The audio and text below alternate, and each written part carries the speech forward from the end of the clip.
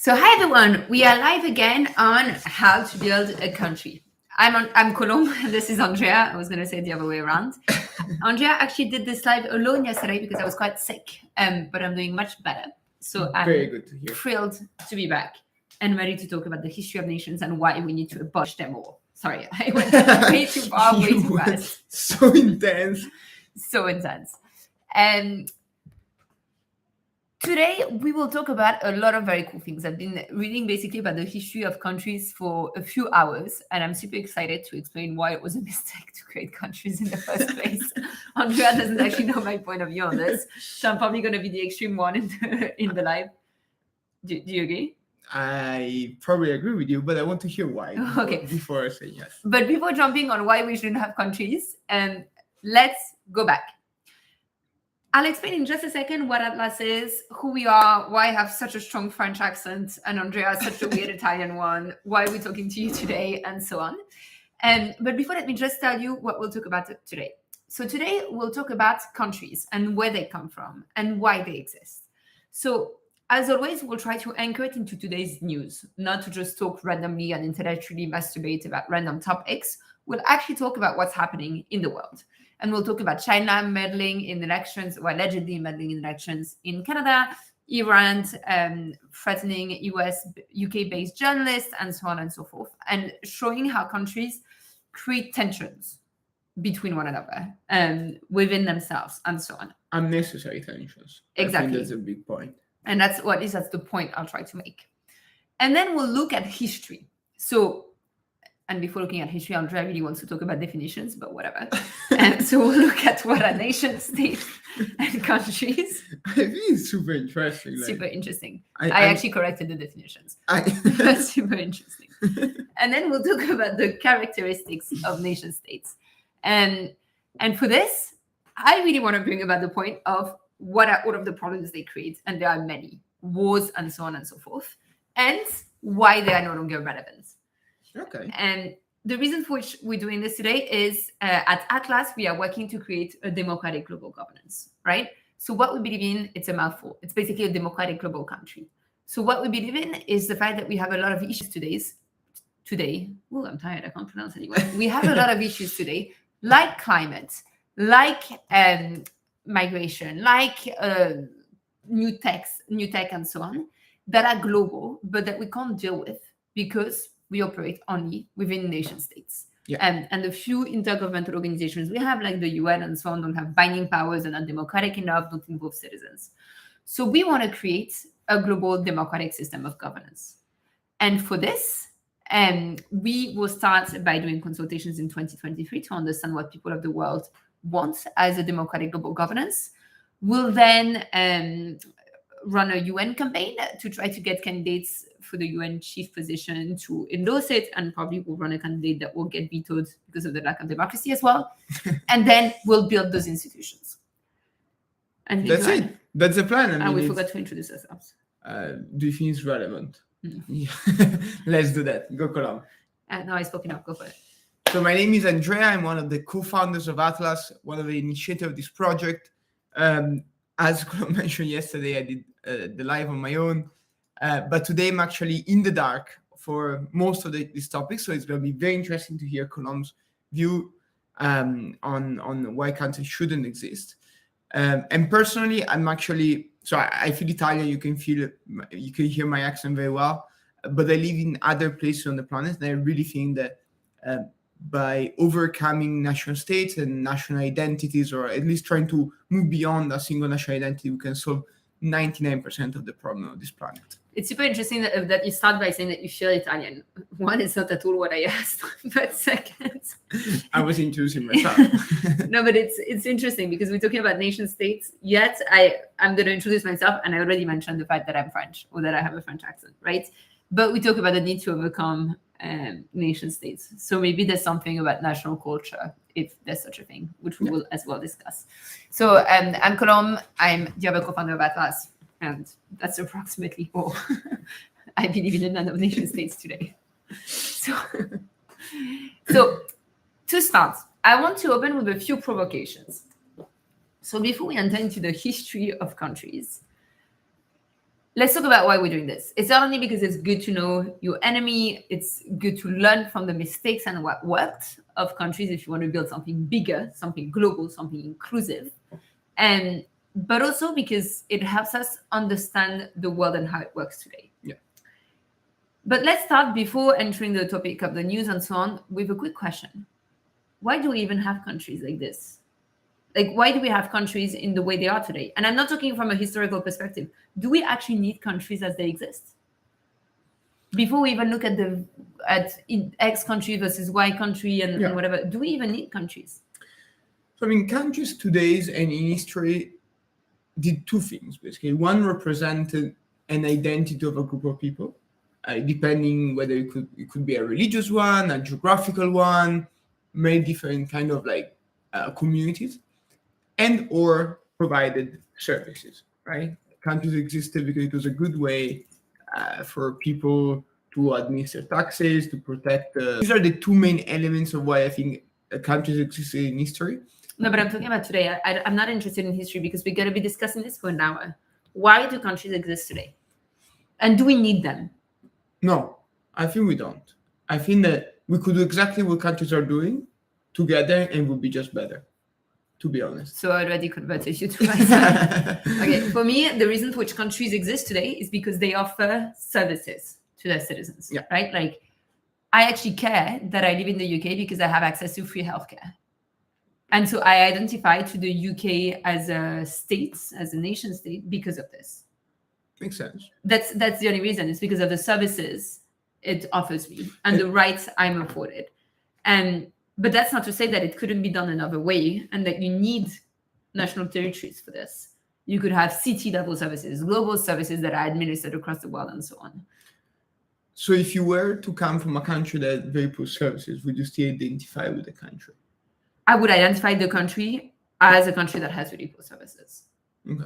So, but that's my point. Like, the only reason for which, for me, I still identify with countries is because of what it gives me and how I can interact with it. That's it. You feel no pride in a flag or a passport? Or... I say that, but for example, after the Paris Bataclan attack, I felt a deep sadness that I don't feel for other. So maybe deep down I saw. Anyhow, that's another topic. But my opening provocation for whoever is watching this is, why do we have countries today? And not from a historical or political perspective, why do we need them today? Are there reasons? Countries as we know them, right? Like nation states around a specific territory that exists to the exclusion of others to a certain extent, and so on. We're going to deep dive in this later. I just wanted to kind of put your mind there before we start talking about countries and how they're playing in today's world, and so on. Makes sense. But let's talk about the news. Let's go on the news, because there are many news about countries, I guess. Exactly. Do you want to get us through, and I'm going to bomb you with questions? Yeah. I mean, I don't want to spend a lot of time on the news today. I want to show how countries, I want to show one element that we'll discuss later, which is countries, the existence of countries leads and creates tensions with other countries. And that's whoever side you're on and so on, the very existence of a country creates tension with others. Because it's to the exclusion of others, to the exclusion of resources for others, and so on and so forth. So there's a few news that I saw today on top of BBC. The first one is China allegedly meddling with elections in Canada. So Trudeau came forward saying that China tried to meddle with elections, which obviously is terrible, etc. I'm sending the links in the... Oops, press on the link. I don't know why my copy and paste doesn't work today. But just to comment on this news that now we're going to explore, we know that this is not new. It's not big news. I mean, often big countries with imperialistic tendency tend to meddle in other countries' elections or decision making. We saw with Russia during the US elections. I'm sure that we saw it in other countries from the US or similar powers. And now we just a confirmation that this happens even in Canada. Exactly. We saw the US indeed in so many countries, but today it came out China meddled in elections in Canada. So tensions are rising. The tensions have already been high over Xinjiang, over Hong Kong, over China's countless crimes against humanity, crackdown on freedom and rights, crackdown on democracy, but now also directly meddling in another country's territory. And as we'll see in a few minutes, one of the fundamental elements of a country is it has sovereignty over its territory to the exclusion of others. Yeah. And so this is a country creating an issue within another country for another country. Yeah. Same with an easier example of countries creating tensions for one another, South Korea and North Korea, right? With the demarcation line, with missiles being fired, with shots being fired, and so on. The very existence of one and the other one creates tension. Yeah. And it seems that this tension is almost unbridgeable in a way. It's been there for now 50 years, 80 years. And as you said, the existence of the two entities creates further animosity on the two sides. Exactly. Linked to China, something similar happened between Iran and the UK. Iran threatened UK-based journalists. So again, a country intervening in another country on fundamental topics such as freedom, rights, elections, and so on. And then I wanted to take two global topics where we see that countries create tensions for all of us humans. Pretty simple global topics, COVID and climate. Yeah. So with COVID-19, we saw from the beginning of the pandemic how countries had the national interests first, regardless of what happened across the world. And now we're pretending, oh, look, we're all in this together. We got out of this together. No. It wasn't the case. From the very beginning, some countries started hoarding resources such as private medical personnel equipment, such as oxygen, such as masks, did not distribute fairly whatsoever. I remember when Italy at the beginning of the pandemic was experiencing the first big wave in Europe and other countries didn't want to share masks, right? Yeah. And then you say, oh, it's solidarity, we're all in this together, we're so close, best friends, we can't even share masks. And it's so fun how people forget very easily. They immediately move to a different narrative, solidarity, support. But truth to be told, COVID was a terrible example of collaboration. I mean, yes, there was some collaboration, as you said, and maybe better than 100 years ago, but we're still so far out from actually working as a global community on global topics. But what's happened in previous crises as well, I think. Yeah. And I'm talking about Italy and, for example, France, which are two countries within the political union that is the European Union. If you looked at rich countries versus the global South, I mean, it was appalling. Some countries hoarded more vaccines than they needed without distributing any. And while refusing to distribute vaccines, refused to release the IP rights and tech know-how, not even forever and not even for everyone, just for the duration of the pandemic for low-income countries. They not only said, fuck you, we won't give you vaccines, we won't give you PPE, we won't give you all of this, you're alone, but we're in this together and no one is out until we're all out. But also, we will not even allow you to produce those life-saving medicines. It won't happen. So this year we see countries creating issues for other countries, but also for every single person on this planet. Because this very approach meant that we're in a pandemic for much longer. Because every time one country was doing better, another one, and another people were moving, mass, and cases were going up. We had much more death that could have been avoided if we had collaborated and actually produced vaccines faster for everyone without discrimination. Instead, we said, well, a life for example, in the country in Africa, in South America, is less valuable than a life in the US or in Europe. Absolutely. The contrary of global cooperation. Exactly what you shouldn't do if you want to go beyond. Exactly. Which not only is inhuman, insane, and so on, but also stupid for everyone involved from a health perspective and from an economic perspective as well, because this led to more loss of jobs. It was predicted that it would lead to a recession. It was predicted that it would have long-term economic impacts that were extremely negative. That it would have, for example, impacts on the rights across the world. So the rights of women across the world went back. Practices went back across the world. I think early estimates were 50 years. Yeah. Which is insane. And all of this because we couldn't collaborate. And 3 years in, we are still paying that price because it's not like COVID completely disappeared. Actually, in largest way of the world, is still a massive problem. In Asia, is still completely curbing economic policies and freedoms. So we're not in a good situation. And for example, I just did 2 COVID tests because I was sick, so I don't have COVID. It's okay, but just to show that we're not out of it. I just want to read a comment from Omi's Coffee saying, because the idea of nation is something that especially in the 19th century was created to homogenize an identity on a common narrative and symbols that at the same time give people the sense of belonging.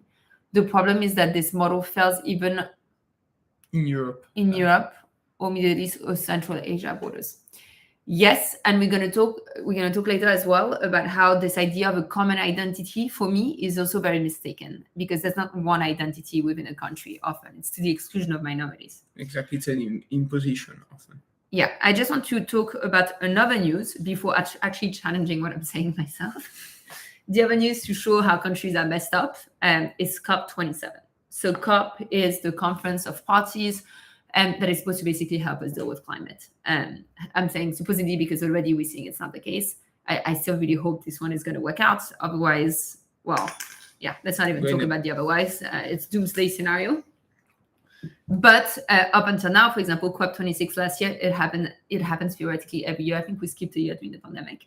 COP26 last year, well, the results or the pledges and the commitments have not been fulfilled. I'm simplifying it as I think it's like a dozen countries have actually fulfilled their pledges. 26, yeah, something like very, very small. Exactly. Whereas 100 didn't, basically. But I think for COP, we see, again, like, it's literally a conference of countries that come together to supposedly deal with this issue that is climate, that is impacting you and I, like that is impacting every single human differently, but it's impacting us all, and it will impact us all across the world, whether it's through famine, whether it's through just simple food insecurity, migration, health concerns, and so on. It will impact us all throughout our lifetime. And yet, because of countries, we're not solving it. Yeah, exactly. Because of national interest, basically. In fact, there are small enclave of humans think that they are more important than the sum of all of us. Exactly. So I'm not saying that, like, companies are not responsible, but countries cannot appropriately deal with multinational companies, cannot appropriately decide how to stop subsidies, how to tax them, and so on and so forth, and cannot take joint, coordinated, radical, long-term action to solve the climate crisis. And as a result, we're still in the middle of this climate crisis. Completely. So COP is the perfect example, I think, of what we're trying to do. Exactly. So basically, countries suck. Yet, before going into the historical thing, yet the provocation is countries suck, but they still exist and we still care. Because, for example, if you look at Russia's aggression, war, and many crimes against Ukraine, we still support, I'm saying we, I know the two of us do, we still support Ukraine. It's right for freedom, independence, rights. I support giving Ukraine weapons, intervening, supporting it militarily, and so on. So I support a country against another country. Yeah. Yet we're saying... Yeah, I mean, we belong to a time in history. So we see the world under the lens of nations, of nation states, and it's okay. We are aware of that, and I think that we need to deal with that. And the best way to move beyond that is understanding that, yes, the world is constructed this way right now, but we can do better. We can change this lens. We can find a system that accommodates our current historical situation and what we want for the future. For me, it's a different reasoning for which I still support Ukraine. It's not because of the time I live in. It's because while countries are a thing, I believe in people's rights to choose within the existing system. And the existing system is a nation-state system. Yeah. So within a nation-state system, I believe that Ukrainians have a right to vote and decide their own destiny. Just like I believe that we have a right to create a global governance. But I also believe that we should move beyond national interests on the long term. I think, however, until we have a system to do so, and until people vote and agree to it, we should support people's democratic rights first. Yeah, I mean, that's exactly what I meant. Sorry for the explaining. Well, I think that it's because nation exists that we need to defend those that are under threat and where people are threatened. I completely agree. Sometimes I'm just a bit, I don't know how to say, disturbed by the fact that to protect rights, to protect freedom, so on, we still appeal a lot to nationalism as well. Just from another point of view, it's obviously a defensive one, so it makes sense, but it's still not the message I would like to see. It's not the message I want to see in many other crises. It's not about climate and so on. There are people say like, yeah, but we need to save British soil. We need to protect British waters or British animals.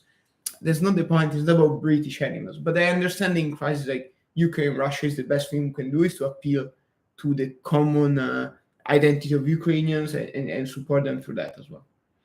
Yeah. But I think even if you had a global country and you didn't have national countries, which by the way, you can have a global federation of global governance and still have countries within it. That's for people to decide. And you can still decide to support freedom struggle versus others. Yeah. Anyhow, let's look at history. So we tied it in the news. Basically, countries are a mess, create messes, but human needs to band together to be able to solve issues, explore new opportunities, find hope, and stop this mess. That's my closing statement. No, I'm kidding. Let's look at history. Okay. So to look at history, what do we need to look for? First, I think we need to understand language and definitions. I know Colombe find this extremely boring. No, I actually don't, because I've been challenging your definition. Okay. So I think there is actually a very interesting, there are three very interesting definitions. They are basically the definition of nation, state, and country. And to be honest, there is not an unchallenged definition of any of them. So we Google it, we found like many different definitions. But more or less, I think the one we landed upon are, if not largely agreed to, understandable for many people. And so these are how we define nation, state, and country. So nation is a community of people formed on the basis of shared features. And these shared features can be religion, can be ethnicity, can be values, can be historical background. So a group of people held together by something is a nation.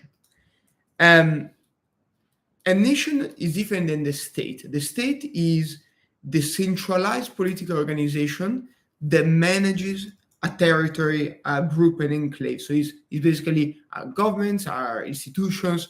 This is the state. So nation and state are very distinct. And then we have country. Country is a distinct part of the world.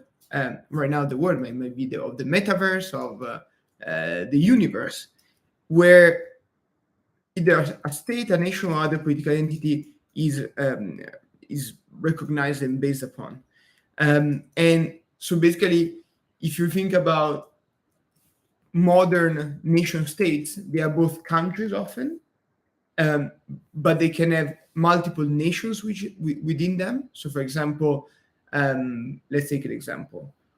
China is a country, is a state, but within China, there are probably multiple nations. Now they are more homogeneous because time passed, but at the beginning there was a big ethnicity, maybe a language group, a certain religious group, and then with time, these nations came together into the current Chinese state. Or the US with its many states, actually. Okay, this is all very confusing. I want to bring it back to one clear thing. So under the Montevideo Convention, which is the convention defining what states are, I think that's the thing we need to remember, because then basically nation is like what you have in common, country, no one agrees what it is, but more or less you have like territory, nations, whatever. I think the only thing that people kind of agree on is what a state is. And according to Montevideo, the Montevideo Convention, that has been adopted under customary international law, it's you have a territory, a population, and a political authority. Yeah. Those are the main three elements of a state, right? And normally, territory is understood to be to the exclusion of others. So you have sovereignty over this territory, right? Exactly. The point that has been widely discussed is whether you need to be recognized by others. So the Montevideo Convention says if you have sovereignty, population, and political authority, so basically you have clear borders, no one else can come in and so on, then you have a state, regardless of whether others consider you to be a country, a state, a fully sovereign state. Yeah. So for example, for me, then I understand Taiwan, regardless I understand Taiwan to be a country, but to qualify under this, right? Because it has sovereignty, population, political authority. Exactly. And no one else in that territory can exert any form of power or authority. It's the island. Exactly. This is disputed by some countries, whatever. That's more or less, we're not here to discuss the legality of it. Miss Coffee is asking about Spain. Yeah, Spain is, for me, like a country that has different nations because you have different languages and so on and so forth. Again, whatever, we understand it to have authority, sovereignty, and so on, and then you have always claims of independence and so on in most countries. I'm not really here for the legal definition, but just to understand what we talk about. So traditionally, again, sovereignty, population, political authority. I'm not saying that's what should be, but it's how it's understood. Yeah. Do you want to talk a bit about how nation states have been formed until now, and then we can talk about the challenges? Absolutely. So I'm going to go again. I'm not an historian, and we did not do a thorough history, but we kind of Google this a lot, and interesting enough, so some website and some kind insert a narrative, very Western focused. People say, okay, nation states, the modern state was created after the Westphalia peace agreement in 1680, I think, here in Europe. And at the beginning, especially, I was like, oh, okay, sounds like a good moment, a good date. let's take it. And I was like, that's utmost bullshit. So I was like, why? So we actually dig deeper, and there's no particular reason why people believe that the moment. Yeah, it's a Western-focused, Europe is the only history, whatever type of a narrative that is absolute bullshit. Absolutely. I mean, yeah, there is a treaty that recognizes nation states, but nation states have existed for such a long time. And they're obviously different with different characteristics and so on. But actually, if you look at Egypt, if we look at San Marino is the oldest country, the oldest sovereign state. There's a small microstate in Italy. Is a city state. Has been there since 300 after Christ. Always sovereignty, never challenged. By the way, you're quoting me, but like I read something like oldestcountry.com, so I wouldn't. Don't quote me completely. But it seems to have. Yes, I did the research on San Marino. So while I didn't do it on Egypt, and Egypt was occupied by Romans and so there were some challenges to Egypt's sovereignty. San Marino was never challenged. So San Marino, since now almost 2,000 years, 1,800 years almost, is a sovereign independent state. And so this dates back way before the Westphalia Agreement. And it's not the only one. I mean, Iran is another one, Afghanistan, Japan. So there are many countries, modern countries, that actually root back since like the dawn of times, and are nation states. I mean, they were nation states. The emperor of Japan, the first emperor of Japan, came to the throne in 600 before Christ. So it's very difficult to challenge the fact that Japan was already a country more than 2,000 years ago. And if you look at Egypt, and I'm on the Wikipedia page, a unified kingdom was founded in 3150 before Christ by King Menes, leading to a series of dynasties that ruled Egypt for the next 3 millennia. And Egyptian culture flourished during this long period and remained distinctively Egyptian in its religion, arts, language, and customs. So you see that it's been like countries widely, without the legal definitions and so on, have been around for a very, very, very long time. Borders haven't, but countries have. Tomorrow we'll talk about borders, not today. And this makes actually our work more difficult, because at the beginning I was like, maybe it's a new invention of 300 years ago, so we can scrap it fast. But actually, it's not true. Like, people have roots and culture and shared identity dating back to basically longer than modern religion. So it's not going to be easy to overcome that. Maybe we don't need to overcome them. Maybe we just need to find a way to work together better. But I think that's what we came up with in our research. Countries, nation states, obviously, they've changed through times. They've existed for a very long time. And they are the causes of many of our problems. Yeah. So Omar is mentioning that the idea of nation is something that came later. Yeah, but what we mean is like countries have existed with distinctive cultures, languages, dynasties, sovereignty that evolved through time but still existed, and so on. So they have existed. What has changed is nation states as at a country level. So not like empires and so on, but moving from cities to empires to countries. And maybe you can actually talk about like the economic unity element. Yeah. So interesting enough, and again, I don't know, because I agree with Omis that, for example, Italy was not a full country. It was small countries maybe before. But other entities like Egypt or Japan were way more unified. Or San Marino. Or San Marino, like 2,000 years ago. So maybe they were already modern states. It's very difficult to say. Again, I'm not an historian. But something very interesting that we read is, what are the typical behaviors of a country or of a nation state? And normally there is always a centralized authority. So we know what we mean by that, a central government that can be elected or imposed. But many other features. For example, a unitary economic system, which means within a country, there is normally no customs nor tolls. There is free movement of goods, of economic activities, of people. And And this is something that is very typical of countries today. And then, for example, that's why people sometimes refer to the European Union as almost a country, because there is a similar system in place. Another thing is the creation of a shared identity, which obviously can lead to many, many problems. But the idea that within countries, culture, education, and let's say the national narrative is kind of prefabricated, is controlled for good and in a good and bad sense. Meaning within the United Kingdom, a lot of the education curricula is centralized, it's chosen by the state. And then also holidays, commemorations, all of these, the thing that build like the substrata of culture, is actually centralized by the authority. So a state is not only a place with borders, it's not only a place that have a centralized authority, it's not only a place where economic activities can freely flow within its borders, but also a place that has a uniform or almost uniform culture.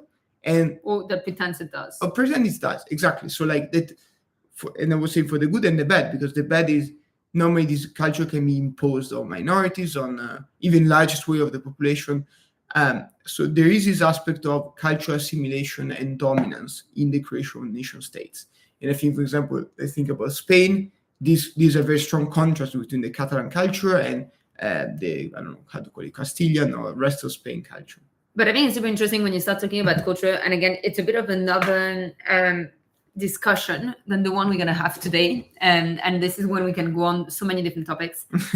If you look at the way countries operate around cultures. So I remember in English class, when I was something like 13, we used to learn English by looking at countries and how they operated. Yeah. And I remember my English teacher telling me, so you have melting pots and salad bowls. And that's how we identified countries. So France was a melting pot. Okay. So if you're French, well, I was 13, so I think she told me this. If you're French, you have to melt within the pots. So it's not like, you're French, maybe you have religion 1, you have parents that are migrants from country 2, and you identify with the subculture 3, and so you can be French and all of those things. Yeah. No, you're French. So, and you see it in the way we treat minorities. We don't even recognize the concept of minority, which is insane. Or in its profound racism, xenophobia, and so on. You're French, so you're a certain way. It's a melting pot. You have to conform to it. Yeah. Or, for example, the US, that was described to us in English school when I was 13 as a salad bowl. So you're American, but you can keep on speaking your own language. So to a certain extent, you see that in some countries with bigger populations that speak Spanish, you have signs in Spanish, right? So it's a salad bowl because you can keep on speaking Spanish. You can have this subculture, you can whatever, and so on. I'm not sure to what extent. Again, this was like, I don't even want to say how many years ago. A very long time ago. 40, 45. 45 years ago. No, it was like 15 years ago. So we didn't have the same woke culture and understanding that we do today. But basically, the idea is you don't have one culture that you have to conform to. That's bullshit. You have a lot of cultures, and otherwise it's trying to erase the culture. So the whole thing of nation states with a uniform culture, for me, is just fake. It's national propaganda to the exclusion and underminement of others. Yeah.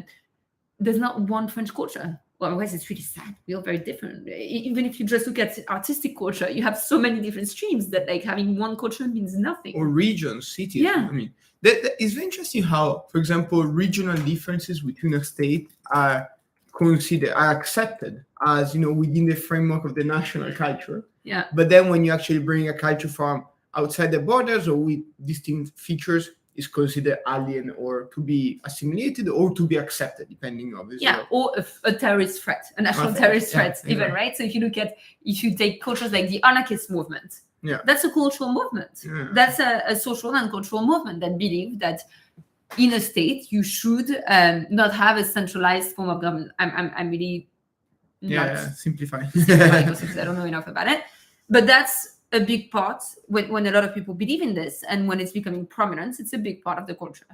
And something else that is very interesting is how, when you were referring to the melting pot and the salad bowls, I think as a kid, I was also taught something similar. I was told that basically the melting pot was better than the salad bowl. Like the cool thing that certain places were doing is to go out creating a common culture for where everyone feels included. But it's not true. Actually, I feel that it's never true. And actually, the salad bowl concept, if well done, is I think the great achievement of the United States, despite the fact that the United States has many other problems. But the fact that you can be a Serbian American, a Vietnamese American, and be fully accepted in society and still retain. Not yet, but theoretically. In theory, like, that's what they're trying to do. I think it's very powerful. And for example, in Europe or in many other places on this planet, we do not get. I know, it's like an insult. No one would define himself as a Brazilian Italian. I don't know if you remember after the FIFA, whatever, football something where France won. The World Cup, and Trevor Noah made his thing like, Africa just won. And at first I was like, what? Like, this is so offensive. No. And then I actually listened to his full thing being like, look, why is it only one in Europe and in France? It's only when a black person does something that brings national pride that they're French. Otherwise, they're migrant and should go back to their countries, as we see what just happened in the French parliament. So why is that accepted in any way? And otherwise, why can't you refer to your roots? Why do you have to choose one to the exclusion of this? Is that a thing? And just a quick note on this. I remember, so I used to live in Switzerland. And I remember I was speaking to a friend who was applying to become Swiss. Mm-hmm. And as part of this, she was telling me, they might come to check whether I live up to Swiss standards, which, what the fuck does this mean? So to her understanding what she did, she didn't eat cheese, but she kept cheese in the fridge and a cowbell to look Swiss, which is like, what does this mean, right? I was laughing so much, but like, it's really sad in itself, but it was really funny to see someone with a lot of cheese. Anyhow, another topic. But so this whole idea that nation state create a uniform national culture, I don't believe that this exists. I don't believe any country, any city, any group of people have a uniform culture. I believe that's extremely sad, if anything. No, we have common cultural references. That's different. I mean, we have stories that make us laugh or movies that we've seen because we live in the same place and speak the same language. But that doesn't mean that, first of all, this defines our life. And second, the people that do not have the same are inferiors, foreign adversaries, competitors. We should really move beyond this. So let's move into the challenges to nation states. Actually, before moving to the challenges of nation states, I want to mention two more things on why nation states suck. Should we put clips? I forgot. I think that's an interesting topic that we're opening, so we should. I'm asking Colombe because I don't know how to do it. So two more things that nation states, why nation states suck. The first one is nation states and colonialism. So a few countries decided that it was their right and mission in life to basically destroy entire lives, create slave trades, and colonize parts of the world, basically be horrible people. And drew arbitrary borders. So still today, for example, in Africa, you have countries that exist, nation states that exist according to arbitrarily created borders, which were drawn by foreign people, and that create even more tensions. I just wanted to mention this because it's difficult to mention nation states without mentioning like what is even a nation and how do people identify with it. I remember asking a friend of mine who's from Ghana, asking him where he's from and how he identifies. And he was telling me it's impossible to say because, my ancestors are a bit from all over, but because Europeans fucked up the continents, like I'm arbitrarily from Ghana, but it's not necessarily how I would identify. I fully agree. And the second thing is wars. So nation states, by their very formation and existence, create wars. And they've always done so. And there's three types of wars that they create. You didn't expect this. No, I didn't expect the three types. Thank you, Britannica, for putting this up for me. For the work. The first one is wars of independence, aiming to end foreign rule. So, for example, the Algeria War of Independence, so the Kosovo conflict, right? Or liberation struggles from colonial empires. Okay. The second one is civil wars within new nation states arising from struggles over the state's ethno-nationalist character. Okay. Sometimes resulting in secessionist efforts by ethnic minorities. Okay. So, for example, the 1963 uprising of the Somalian minority in Kenya. Very clear. And the third one is interstate wars declared by governments seeking to help oppress co-nationals in new neighboring nation states. So the formation, and that's how the formation of nation states create wars. Not even how existing nation states, because then existing nation states, you had the fact that they want more resources, they want to have a new enemy when at home it's not going well. Just look at Putin, just look at the US with Afghanistan, Iraq, and so on. And just look at any countries waging war on another one. Most of the time it's to avoid national issues.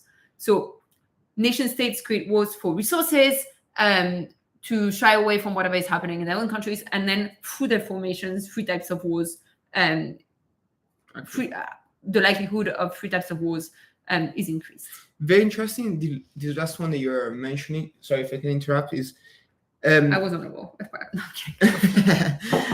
if you think about Russia and Ukraine, it started in 2014 or more like before the full-blown conflict, with Russia saying we do this to protect basically Russians in Ukraine. And then it shifted with the thing that like Ukraine is a threat because of joining NATO and so on. So it's very interesting how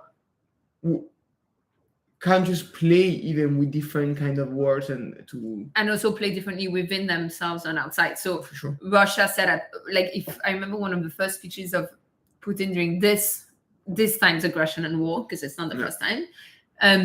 In Russia, the translation mentioned like months NATO, like out of like a 30-minute speech. He didn't give a crap. Yeah, inside like it wasn't a thing. It was like about Russians and people who speak Russians in different regions. No. It wasn't, and it was about also like Ukraine being neo-Nazi or whatever. But it wasn't about NATO, and then outside it was NATO.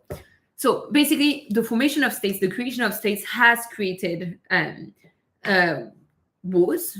Three types of wars: independent, civil wars, and interstate wars. And this was documented in something called From Empire to Nation State, Explaining Wars in the Modern World, by the sociologist Andrea Weber, or Weimer. I don't know how you pronounce it. Okay.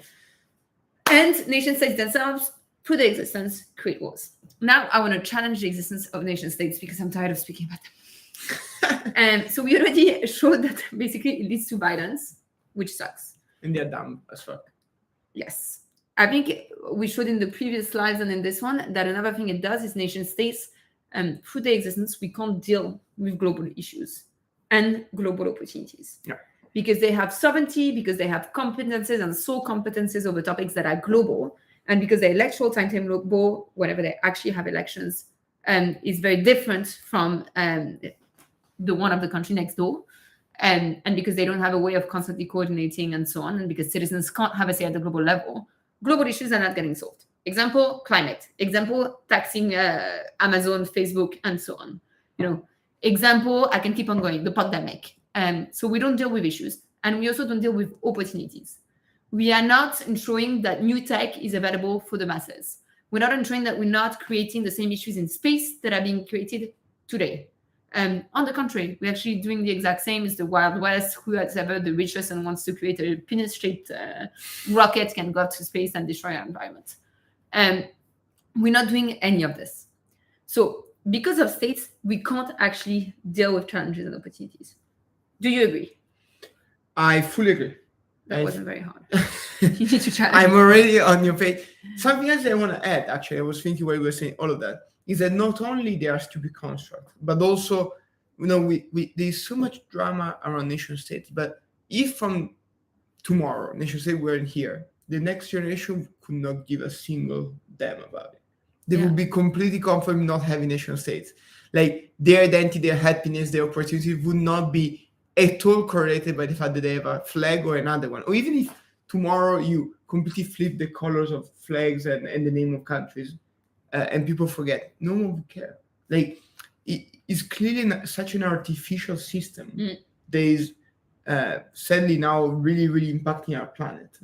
That we could change it, we could sweep it, we could delete it, we could amend it, and it wouldn't matter on who we are and how we behave. And even, I completely agree, but even less radical than this, which it's the first time I say something, propose something less radical. Colombe is a bit of a moderate today. Don't ever say that again. We don't even need to scrap it, change it, whatever. You can just give some competences and a power to the people for global governance, just like you still have regions in most countries, right? Or city power. Your mayor, your governor still have certain competences, yet the nation state has other competences, right? Like in the US, Texas still has certain powers and the federal government has others. Let's do the same alcohol level. Whatever, the political that thing comes after. You're breaking my flow. Sorry. And then there's globalization that challenged nation states. So the globalization of production, of consumption, and finance in the late 20th century actually challenged the existence of nation states, because suddenly nation states couldn't control the entire economy, which used to be the case. You have free movements, you have free markets, you have people moving around, companies moving around, and you have the creation of intergovernmental organizations like the UN, but also the World Trade Organization, the IMF, and so on, that suddenly move capital around quite a bit, that challenges the very insular nature of nation states up until now. So already we see that this no longer works and they don't have full sovereignty over their economic territory and so on. And at the same time, while you have this globalization, you also have an increase in inequalities, not only at the global level between some countries that have much, much more and continue to have much, much more, and others that while going above the poverty level and so on, the trend is going like, wrong side, you can't see me. The trend is going like this or like this, not like this. So you have an increase in inequalities, but also within countries themselves. And the richer are getting richer. And this creates social unrest, political unrest that destabilize nation states. I have nothing to add. Perfect. You can listen to my next. It is incredible. It's very clear. 3 points. Oh my God. Unless you have something to add. Go for it. So globalization, common challenges and opportunities. I mentioned challenge nation states. Wars that are created by the existence of nation states challenge nation states, or a reason why it's messed up. There's two other things. It's that in today's age, thanks to new tech, thanks to the fact that we are connected,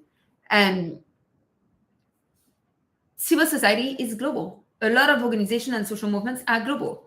When Trump was elected and threatened women's rights and actually acted on it, you had the Women's March on Washington, you had it on LA, but you also had it in cities across the world. Yeah. When when freedoms and rights and women are being cracked down upon and women are rising, you have solidarity in all over the world of people marching.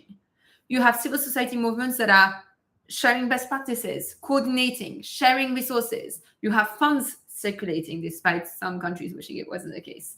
And you have all of this. That means that already we go beyond the nation states in our understanding that certain rights and certain topics are global. No one will tell you that climate is not a global issue and that in the little flats, whatever, they won't feel it. Or climate deniers maybe, but like no one that believes in science and is reasonable would say that ever. And as a result, you have movements. Fridays for Future showed it, right? You had youth-led movements all over the world that challenged the very existence of nation states. When you take a break, I'm going to read the comment from Amis. It said the problem with globalization, which is obviously a topic we're covering, is that they are losers. And so they lose their jobs because of industries moving out of a country, become very nationalistic and protectionist.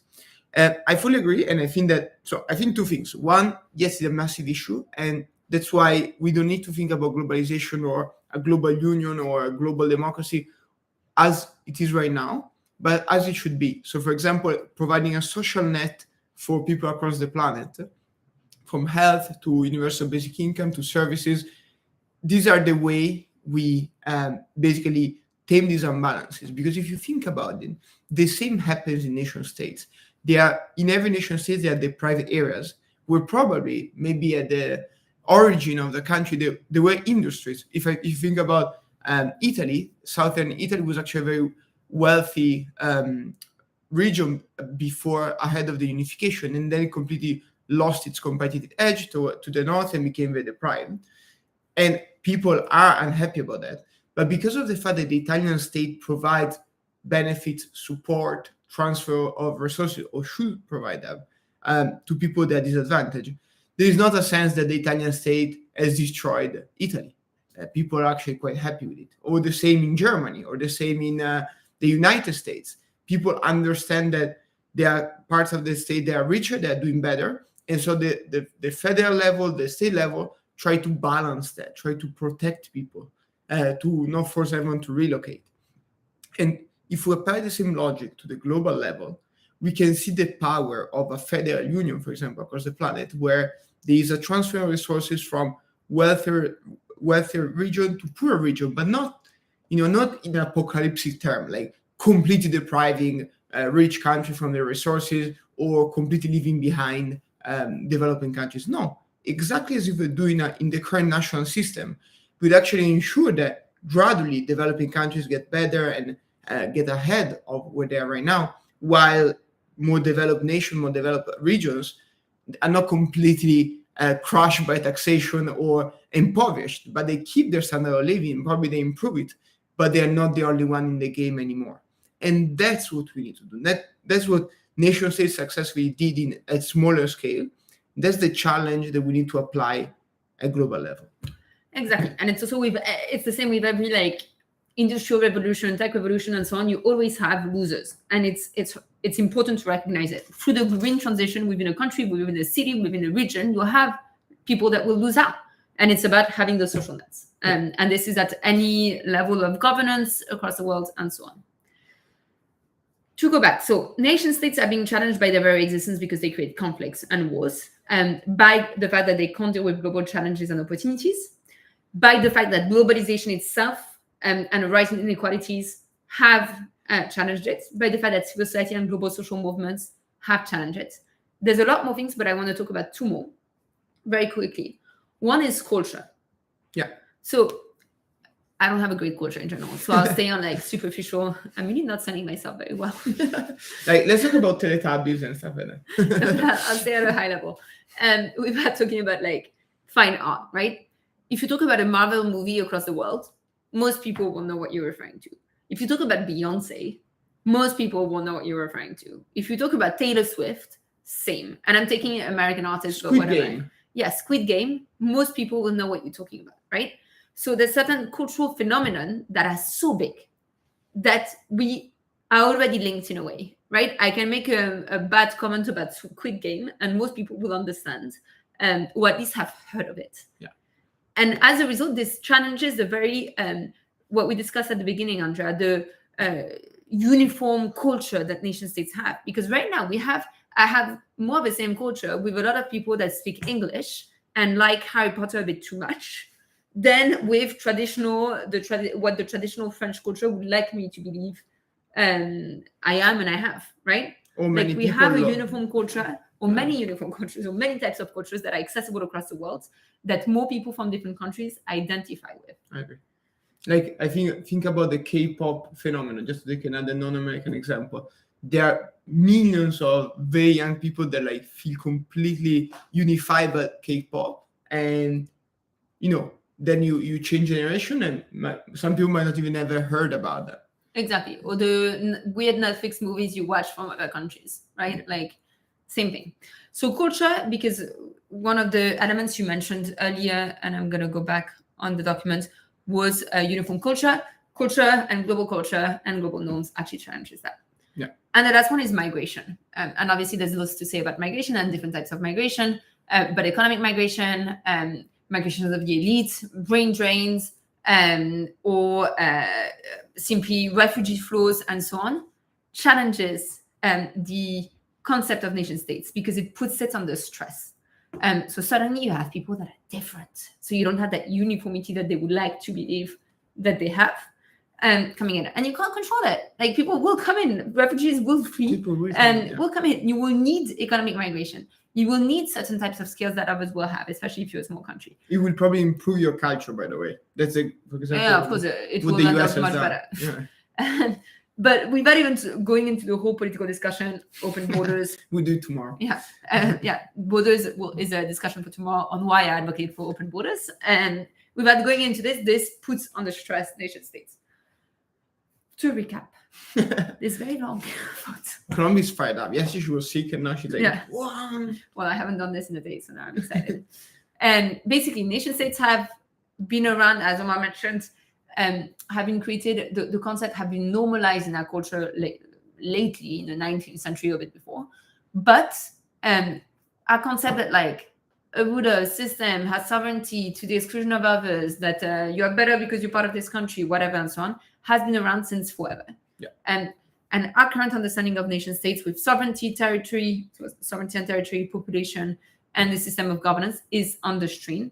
And I'm very happy about it, because when something is under strain, it's a moment to rethink it. Change it, yeah. And so understand to what extent it serves us. I think nation states, to the same extent than regions, can be very good administrative divisions of territory to provide good services, to provide rights, to ensure that citizens are heard, that they can identify with something local and so on. I don't think everything is bad and has to be twisted away, but I think it's a very good moment to think, okay, however, on global challenges and global issues and global opportunities, it's not working.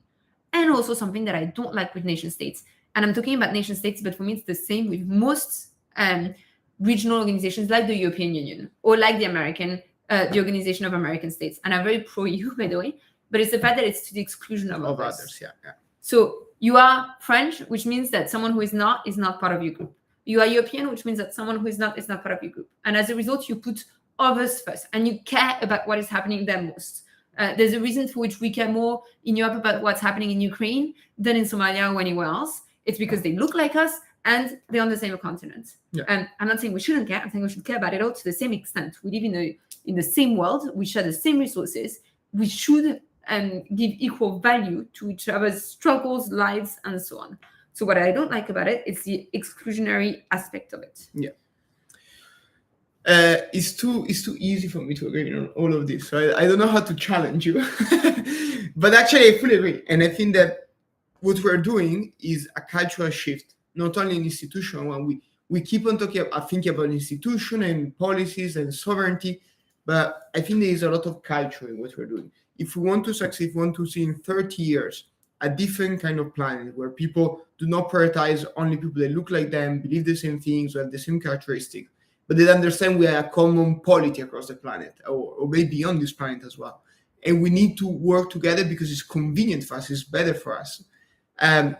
We certainly need to change culture. And I think that sometimes institutions come before culture. So, for example, the European Union came before any feeling of Europeanness, because, I mean, the Second World War clearly showed how European Union like each other before.